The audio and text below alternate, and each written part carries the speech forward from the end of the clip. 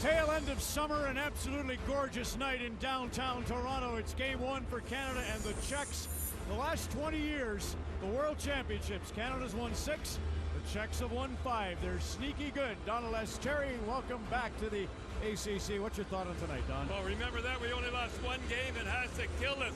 Listen, we're going to win today, but it's not going to be a piece of cake. It's not going to be a keep away like over in Russia. Guy that bothers me is Peter Mrazek. He can steal this game as usual. He stole the game. I sold it off Howard in Detroit at a beautiful 9:21. So the guy that we got to worry about, we got to get in front of him, screen him. We will win tonight if we don't get the dumb penalties like we did the last game. Yeah, it's incredible. Neuwirth and Mrazek give them depth, so Neuwirth gets the call in this first game against the Americans. John Tortorella's team, they lost today, which was just a stunner. Well, Coach's Corner, I'm going to tell you why they lost. It was unbelievable. I bet this morning, I bet anybody, I said I would have the bet the farm they're going to lose tonight. Coach's Corner, I'm going to show you why. Well, we'll stay tuned for that. Stand by for the player introductions. Enjoy game one of the World Cup for Canada.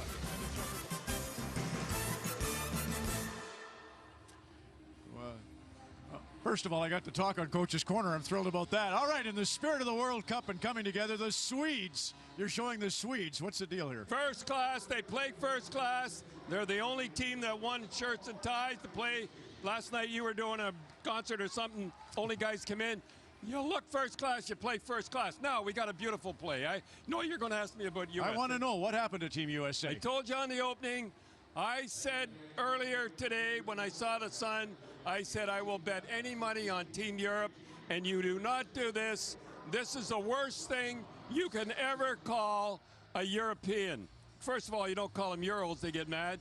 And that's the lowest form. I can hear the coach now. Look what they think of us. They're all the little countries we go to, the whole thing. They think we're trash. Let's go out and show them. Poor Tortorella didn't have a chance. I would have bet the farm on it. Set play. This Crosby, Bergeron, Marchand is incredible. Now watch this here draw by Bergeron. Watch Crosby doesn't go up on the line, you guys. See how he stays back? He puts it to the point, and the point puts it in. Don't go up all the time. See, he's talking there. Marchand is saying, I'll tip it in. Watch this here. You think he's not up there. Back to the point. Watch this here. Coming up pretty soon. Hurry up. Here it comes. He goes over. Here's a goal. Now you're going to say, well, that only happens once. Wrong. Let's see it again. Watch the same thing again. See, kids, he doesn't go up. Bing. That's the way to do it. Didn't score that time, though. Getzlaff on that one, Don, and time permitting, we'll show a little more on that. But you know Crosby, he loves to communicate, and you have a lot of guys. Mark Giordano, you'd love to have seen here. Brent Seabrook, you'd love. PK Subban, you'd love. But the guy that you'd really love is his teammate in Pittsburgh. Well, Letang, I don't know him that well, but I know one thing, Crosby knows him. Watch last year in the playoffs, 2 Stanley Cup, and he's not here. He's the one guy I would have here. Watch, he tells him now, switch over. Letang, you remember this play now. Crosby telling him, come over, go over there. Letang, and he's saying, I'll get the puck to you. You slip it in. He should be here because of they don't know him. They don't need him tonight, but they'll need him again. Watch Letang put it through. Beautiful. Him and Crosby got a thing going. He should be here. It's easy to second guess, and I'm not going to second guess from here on in. I'm going to be with him 100%, but he should be here. Looked very good. Obviously, said the back check. Joel Thornton had a great back check. Carey Price had a great period. Injuries. Yep. Canada had a lot of them, and now Tyler Seguin. Well, you have Keith. I mean, when you have Keith out and you have Ben out and you have Carter out and you have Seguin out, watch this play, how he goes out here. It's new ice. They said it was new ice. Watch this here. Suter trips him. He absolutely tripped him here. We'll see another shot of it. Isn't it funny? And here's this kid. He's out for the Olympics. Talk about a tough luck kid. He's got a cloud. Look at this. Look at this. I mean, you don't do that. That's such stupid hybrid icing. Now the guy's out. I told you this stupidest thing. Watch how he does this here. Doesn't have a chance. Watch his feet go like that. Isn't it funny, eh? And new ice, I told you, see it's shiny. I hate new ice. Guys always get hurt in that new ice because there's no traction whatsoever. And so he's out. What a tough, you know, first of all, he goes, he doesn't get invited to the juniors, and it's a knife in his heart. Then he goes to Boston. Jagger plays all the right wing, never gets a shot. Goes to Dallas, has a great year. He's out there, he watches the whole playoff. and he comes here. I love Tyler Seguin. It's too bad. I just wanted to show him. That's great. Ryan Getzlaf, so many plays in the pre-tournament, including the overtime winner. We'll show you that, and then you'll show the one that you really loved. Well, Getzlaf, you know, a lot of guys talk about we show the winner here, and everybody loves that. And in front, he's with Perry in front. They got to do this more when a good team's come. But I'll show you really what coaches love with Getzlaf. I'll show you right here. Watch in front. That's beautiful. That's what they got to do more. But watch him block shots here. Blocks a shot and gets it out.